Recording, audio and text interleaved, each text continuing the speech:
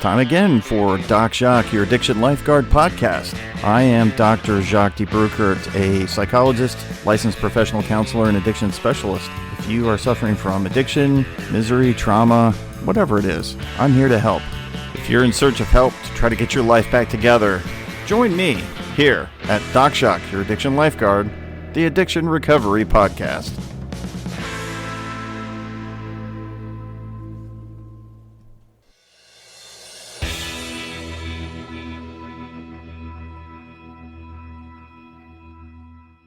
I wanted to be real clear about what this podcast is intended for. It is intended for entertainment and informational purposes, but not considered help. If you actually need real help and you're in need of help, please seek that out. If you're in dire need of help, you can go to your nearest emergency room, or you can check into a rehab center or call a counselor like me and talk about your problems and work through them. But don't rely on a podcast to be that form of help. It's not. It's just a podcast. It's for entertainment and information only. So let's keep it in that light, all right? Have a good time, learn something, and then get the real help that you need from a professional.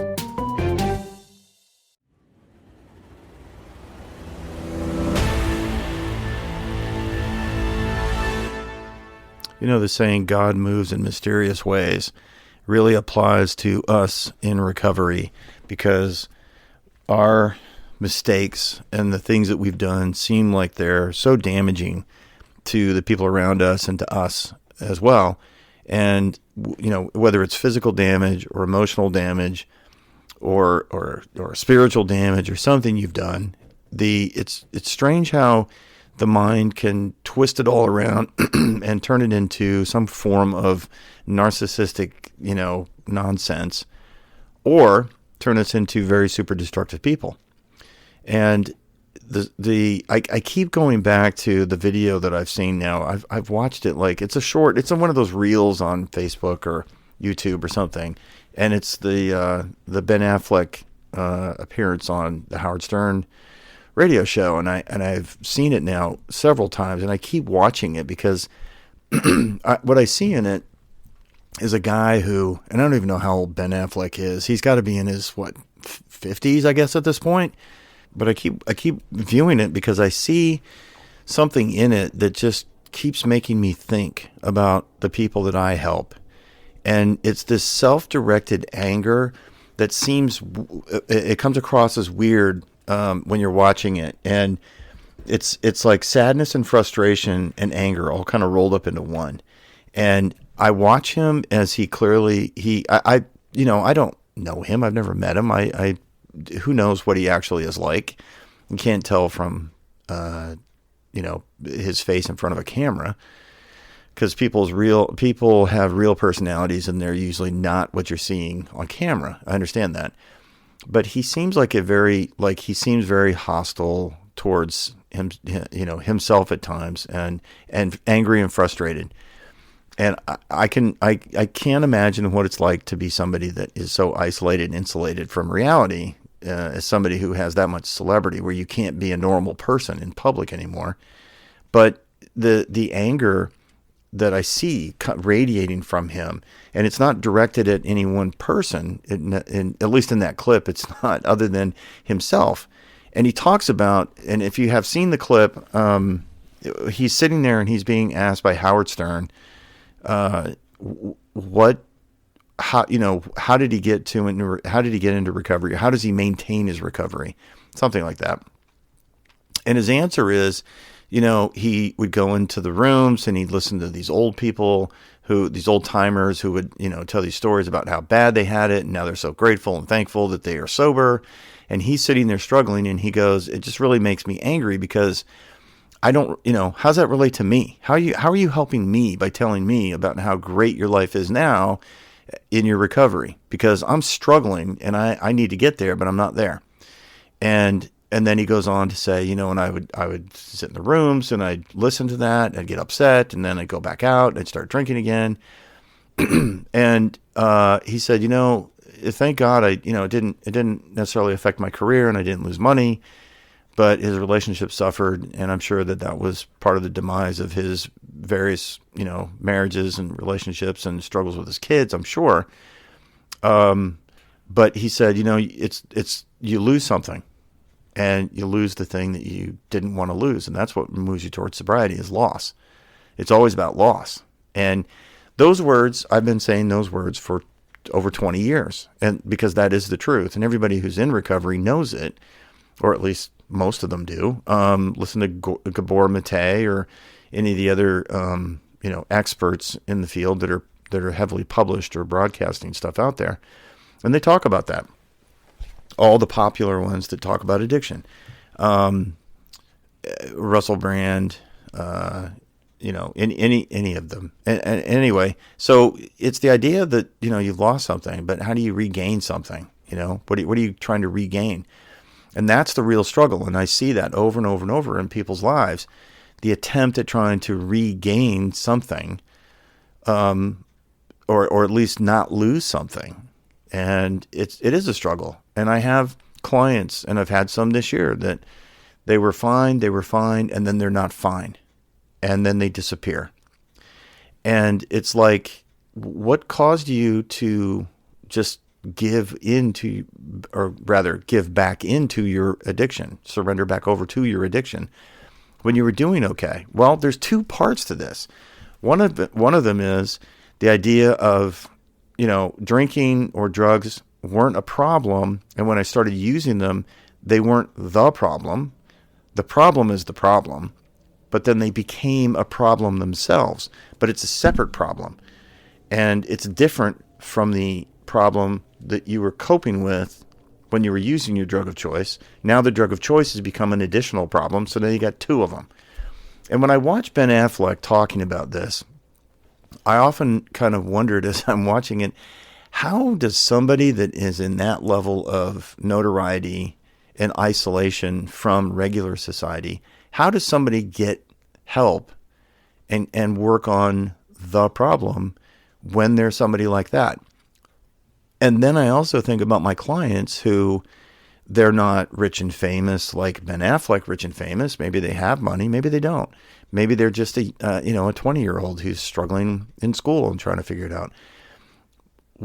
How do they get help? They isolate, so it's not known that they have the problem. It's not talked about. So where are they going to get the help? Well, okay, so you stop using, and then that's when it really becomes painful. And as I have said many, many times, and I say it all the time to people in my practice, and I've said it on these podcasts, when you first get into sobriety or getting clean, it's going to get worse, meaning your personal issues, before they get better, because you strip away the coping mechanism, drugs and alcohol, or whatever your drug of choice is. You strip it away. Now you have nothing to use to cope with that problem. You just took away the coping mechanism, and now you're really going to feel crappy. So the idea that you're working on the problem, okay, well, I stopped the usage, that's one, but then I have the personal issues. And that's where the new learned skill of things like, how do I learn how to forgive myself for what I've done? How do I do that? How do I forgive other people that have done things to me? How do I do that? And that's really where the rubber meets the road, so to speak, when it comes to recovery, is trying to figure out, okay, you're going to separate out the drug of choice usage, and I'm going to sort that out. And I did, but I keep wanting to go back to it because I can't forgive, or I can't receive forgiveness. And so one of my clients asked me about, something they had done. And I said, okay, well, we've got to work on forgiveness. And they just kind of looked at me and I said, we have to define forgiveness, don't we? And I don't know what it is. And it's, it's not uncommon to not know. It is a very common thing for somebody to not know what forgiveness is. They think it's, forgetting, or it's putting aside the engagement of the memory of it.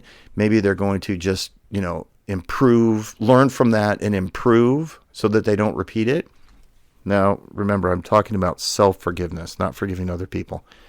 And it's like, no, forgiveness is not any of those things. Because if you applied the same standard of what is forgiveness that you give to somebody else, you would not say what you just said. You would not say it's learning how to just get past it. Don't think about it. Don't dwell on it. Don't bring it up. It's none of those things because it's still there. You still feel you're harboring that feeling and you haven't forgiven somebody. So it's different for somebody else. All right, when you apply that to yourself, how do you forgive yourself for things? They just really are stumped.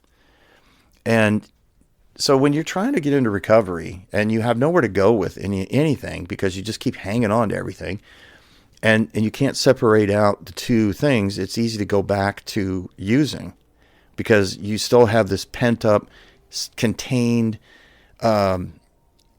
issue that you can't get over. You can't function. You're just crippled by this emotion of regret, shame, anger, self-loathing, whatever.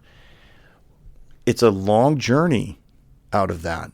And that's the point I want to make, is it's a very long journey to arrive to the point where you can forgive yourself. I know if you've listened to my podcast, you've heard me talk about this so many times before, but I just want to repeat it. When somebody feels upset about their actions, their behaviors, the things they did in their lives, and they really want to get through that part of it, they want to process through that, we end up talking about it at length for weeks and months. And they want to just get over it quickly. They want to go through it quickly. They want to just, okay, this is what it is. Let's move on. And I'm like, no, we can't move on. We're going to stay here. They feel uncomfortable. So they go back to, okay, well, we talked about that. We need to just, and I'm like, no, we're going to go back over it again. And some people, it drives crazy. And it seems like the younger the person is, the more it drives them crazy. The older you get, it seems like you have more of an understanding of time relevance to your actions and spread out over time, your actions and the consequences, that it's easier for you to talk about it and kind of hold in that moment. But you must continue to walk through that because it's funny. The person's sitting across from me, we're talking about it, and I say, hey, let's talk about that thing that you did. And I can see them change. I can say physically they're changing.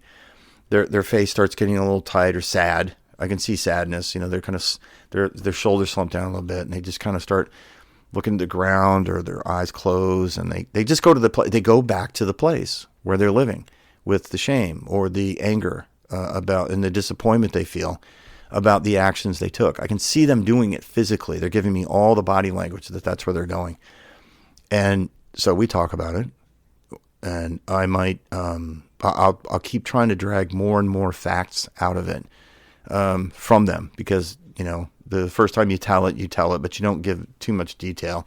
And every time they tell the same story, there seems to be more and more detail that they include. And so that's where they're at. And they tell me more, and they tell me more. And then they might go for the next session or two, and we don't really talk about it too much. And then it comes back up again, and we talk about it again. And this goes on and on and on until finally they start actually hearing themselves. And that's part of the key is like you're telling a story and you get a little dissociated from it. You're not connected to it.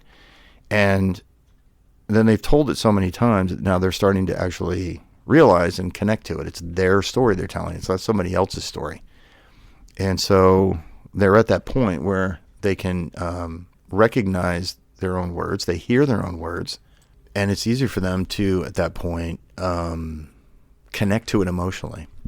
You can't really get through something if you don't connect to it. And the same is true when they're talking about their parents or their siblings or their friends or their spouse or their children or whoever it is that maybe they've done something wrong to them or more, I guess, to the point, those people have done something wrong to them.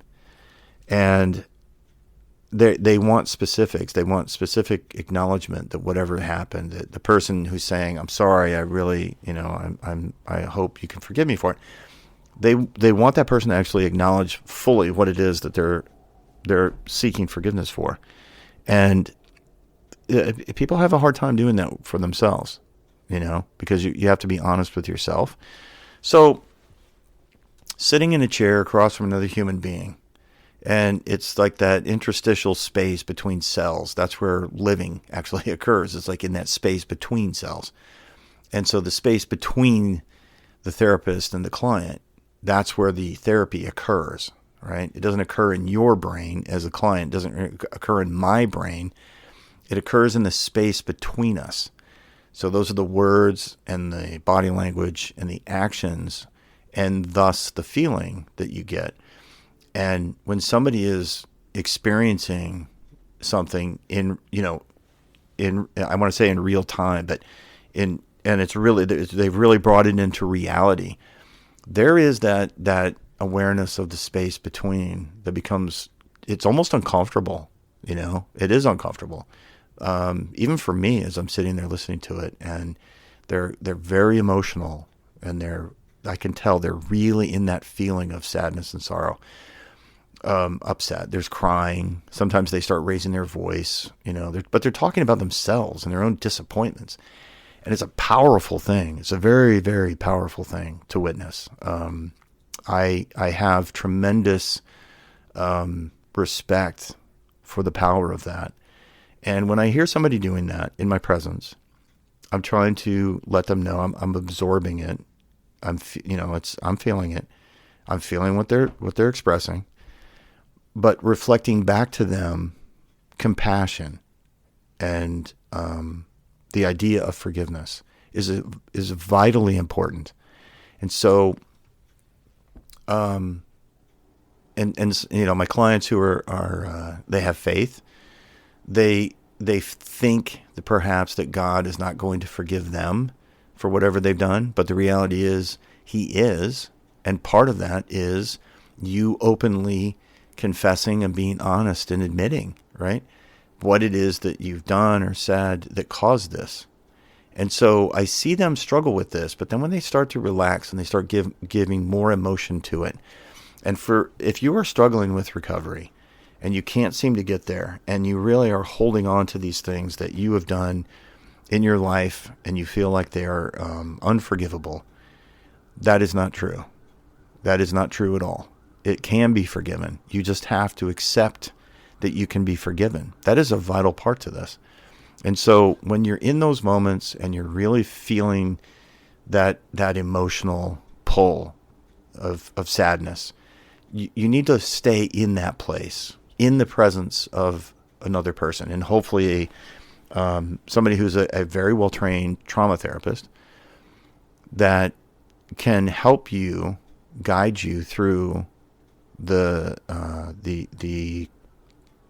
content, if you will, of that forgiveness and that acceptance. Now, the therapist is not forgiving you. They're bearing witness to you, and as it says in the New Testament, that you have to acknowledge the presence of God, and it's kind of hard to do sometimes. So we say it in the presence of another person. In the 12 steps, that's step 5, right? You're saying it to yourself. You're saying out loud the nature and extent of your character defects out loud to yourself, to another person, and to God. And what that does is it makes it so that you're not just speaking into a vacuum, seemingly. Because I think that's what a lot of addicts seem to, that's what we kind of fall into, right? Because isolation is addiction's best friend. And so you are saying something, but it perhaps is not heard, you think, right? So when you say it in front of another person, you're making it real, right? It's making it real for you and for God. And so the asking for forgiveness from things it's not an act, it's not a feeling, it's not a intangible spiritual thing. It's all of them combined. And so when we ask for forgiveness, we have to receive it, but we have to let it go. And so when we have lost something that we didn't want to lose, and then we get angry about it, like Ben Affleck, what we're doing is we are kind of putting ourselves in a place where we are primed for asking for forgiveness for the destruction. Some of us, me included, have done, things that we really need forgiveness for. We really need to ask for forgiveness. And if you have an addiction issue, you certainly have a need for forgiveness. Trust me. The damage you've done, being the tornado that blew into town, is tremendous and perhaps worse than you think. But don't be afraid. Don't be timid. And I think the shame is kind of what puts you into that place of being timid. And being timid is not a good place to be, because now you're just hiding, right? So don't hide. Be right up there. Be right up front. Like, stand up and say, I did these things. And we do that when we work with sponsors in the STEP program. We do that. We talk about our stuff. And if you got a good sponsor, he or she is not going to let you just talk about it for 10 minutes and move on to the next thing. It's going to really searching, into the inner soul of what's going on. Because I'll tell you something, hanging on to this stuff will destroy you, and it's not worth it. So when you're trying to separate out the addiction from the problem, you must tackle the addiction first. Then we tackle the problem, whatever it is. And then we go towards freedom. So be fearless in your searching inventory of yourself, but also be fearless in the act of self-forgiveness, right? And accepting forgiveness. I'm going to forgive myself. And we pattern that, at least in the Christian world, we pattern that after accepting forgiveness from God for the things that we have done.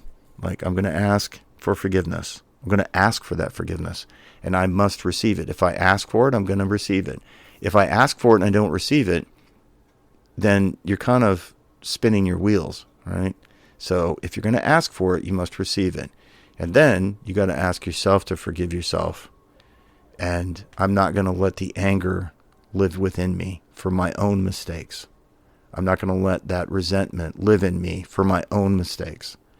And each time and every time it comes back up, and it will come back up. It has in my life over and over again. You have to keep going back to it and saying, oh yeah, okay, well, here's another thing I need to forgive myself for. Or I do need to forgive myself for this. I already did that. That's right. I got to keep in that place, right? So that you're not like an angry Ben Affleck who, is just beside himself as to why it took him so long to get to the realization of what was going on before he got sober. Because, Ben Affleck, listen, man, better late than never, better late than dead. Okay? So, dude, listen, you went through some stuff. God bless you for, struggling. And when you're surrounded by yes men and party people and nobody's listening and, people that don't care, they just want something from you. Listen, that's all of us. It's just for somebody like that, it's fame and fortune. And for others of us, it's just because, people love us or they want to use us. And so you got to accept it when it's asked for, but please ask for it. Forgiveness is the way.